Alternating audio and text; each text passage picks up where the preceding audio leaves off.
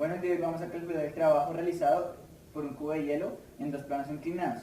En el primero vamos a utilizar una superficie de madera y en el segundo va a ser una superficie hielo-hielo. Esto para demostrar que el trabajo se reduce cuando se reduce una de las fuerzas. Entonces procedemos con el primer experimento, que va a ser un plano inclinado de madera. Entonces los objetos son, las superficies son la madera y el hielo. Entonces el hielo fue congelado con un volumen de 10 mililitros. Entonces pues procedemos a experimentar.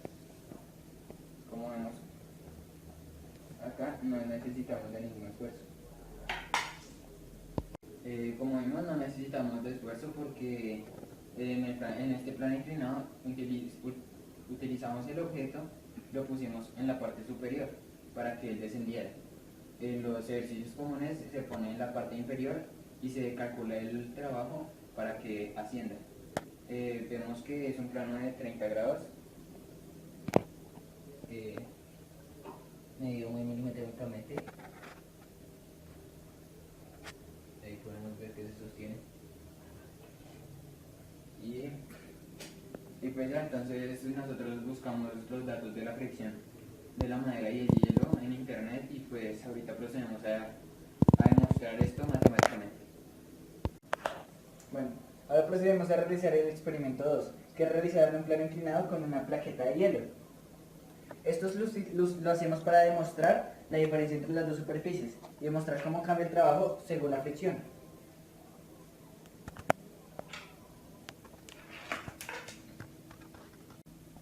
Bueno, como podemos ver en nuestro tablero, acá tenemos las fórmulas principales, que pues digamos a qué equivale la fuerza normal, la fuerza de rozamiento y el peso, cómo lo podemos calcular. Entonces, pero para comenzar con todos nuestros cálculos tenemos que hallar primero la masa del cubo de hielo. Entonces, pues densidad es igual a masa sobre volumen, que despejado sería masa es igual a densidad por volumen. Entonces masa es igual a la densidad que encontramos en internet, que era 0,92 gramos sobre centímetro cúbico.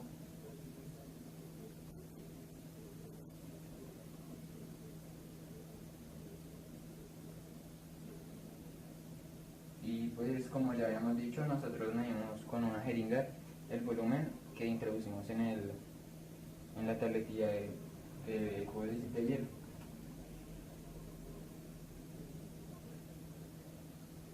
Mililitros, entonces pues el mililitros equivale a es lo mismo que centímetros cúbicos. Entonces encontramos que la masa es igual a 9,2 gramos, porque pues como se está multiplicando, entonces cancelamos este y cancelamos este. Entonces ahí está. Con esta densidad pues podemos hallar la fórmula principal, que sería pues el peso. Entonces el trabajo es con esta fórmula. Como podemos observar acá abajo, hicimos el diagrama de cómo fue representado, cómo fue experimentado pues este trabajo. Y acá está el cubo de hielo, este es el plano inclinado.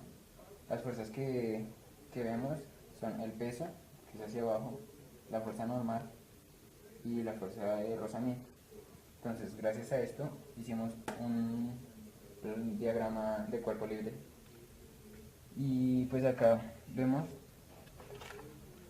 que este es el eje, X, este es el eje X y este es el eje Y.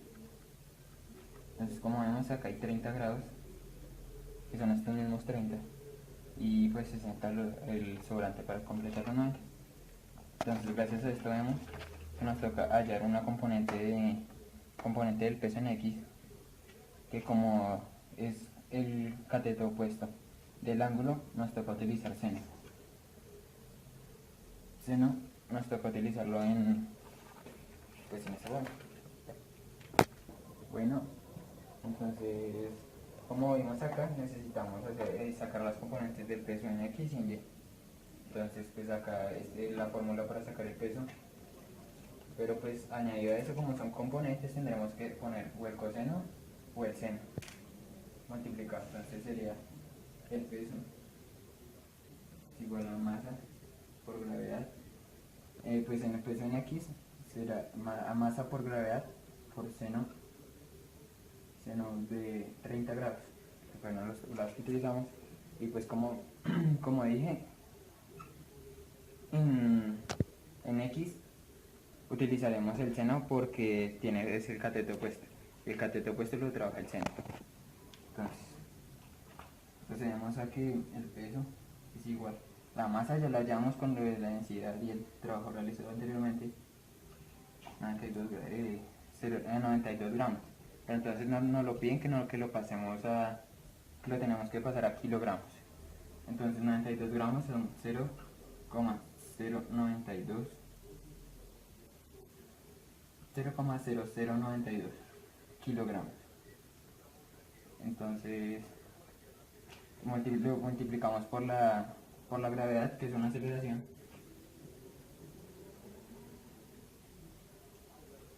y pues por el seno de 30. Esto nos da que el peso es igual a 0,045 newtons. Este es en X. Y pues para el del Y, bueno,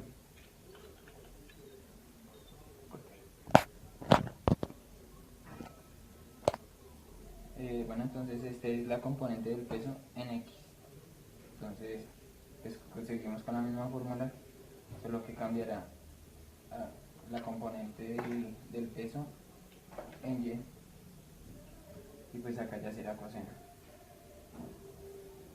Entonces esto es igual, la masa es 0,0092 kilogramos por la gravedad, que es 9,81 metros sobre segundo al cuadrado, por el coseno de 30. Entonces esto nos da la componente del peso en Y es igual a 0,078 newtons.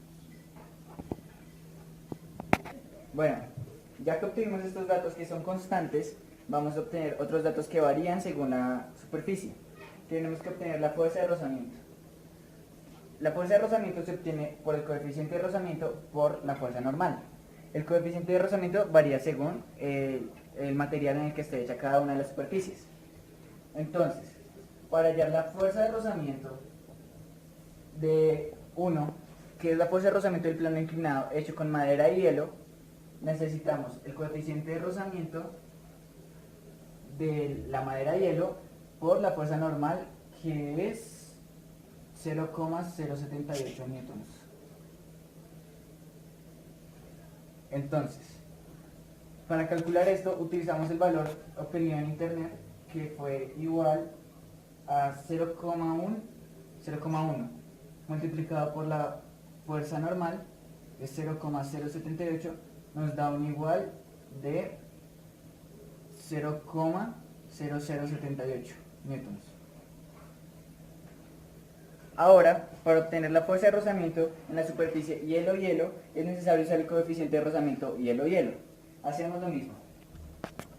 Fuerza de rozamiento 2 es igual a coeficiente de rozamiento 2 por fuerza normal. Esto es igual a 0,028 por 0,078. Fuerza de rozamiento 2 es igual a 0,0021 newtons. Bueno, entonces ahora esta fricción de rozamiento 1 se refiere a la superficie de madera y hielo. Entonces, ya tenemos los datos que son la fuerza de rozamiento, tenemos la componente del peso en X, que es esta, y pues el delta X, que es la distancia recorrida, son 40 centímetros, o sea 0,4 metros. Entonces pues vamos a reemplazar en la fórmula.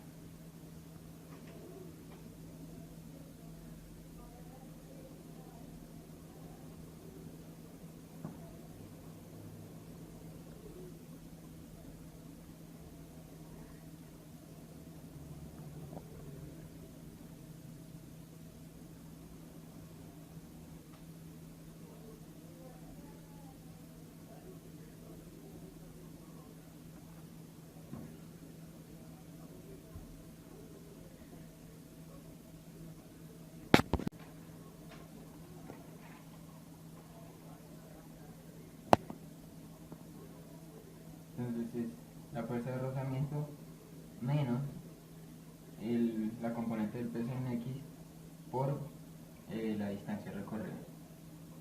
Entonces todo esto nos da trabajo en X es igual a 0,01488 joules. Entonces esto nos da en trabajo en X, pero el trabajo en Y simplemente va a ser igual a 0. ¿Por qué? Porque como vemos acá, no hay un recorrido. Si este es el eje Y, no hay un recorrido en Y hacia ningún lado, solo en X.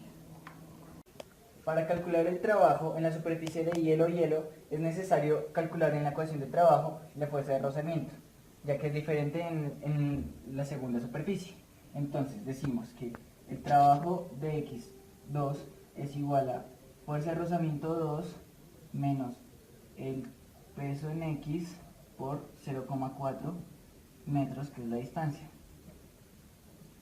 Entonces, el trabajo en X2 es igual a 0,0021 menos 0,045 por 0,4 metros. Decimos que el trabajo en X2 es igual a 0,01716 joules. En esta ocasión el trabajo en Y es igual a 0, porque como podemos ver, el desplazamiento en el eje Y es nulo. Al igual que en la otra superficie. Entonces, como podemos observar, para estos datos necesitamos la masa, necesitamos las componentes del peso, o sea, Y y X, necesitamos los trabajos en X y en Y, pues despejando anteriormente el peso. Entonces, lo que nos cambia, o sea, estos valores hacia arriba no son variables en las superficies. Lo que nos hace variar el trabajo son las fricciones, fricción 1 y fricción 2. Este es el trabajo 2 en X y este es el trabajo en Y. Este es el trabajo 1 en X y este es el trabajo Y del mismo en madera y hielo. Y este es de hielo. En conclusión, nos hemos dado cuenta de que a menor fuerza de rozamiento, menor trabajo se realiza, ya que la fuerza realizada es menor. Bueno, pues yo les voy a decir los principales problemas que tuvimos en este proyecto, y pues principalmente fue la del hielo.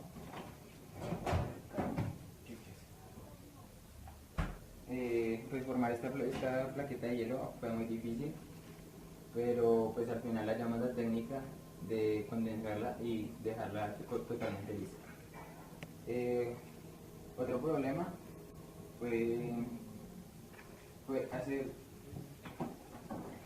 una base para esta superficie, porque esta superficie pesaba mucho. Entonces, pues la base de esta es esta. Entonces, pues los cálculos y eso pues fueron algún problema. Y pues el tercer problema es que no teníamos tablero. Nos tocó esto y ahora nos toca liquidar con alcohol esto.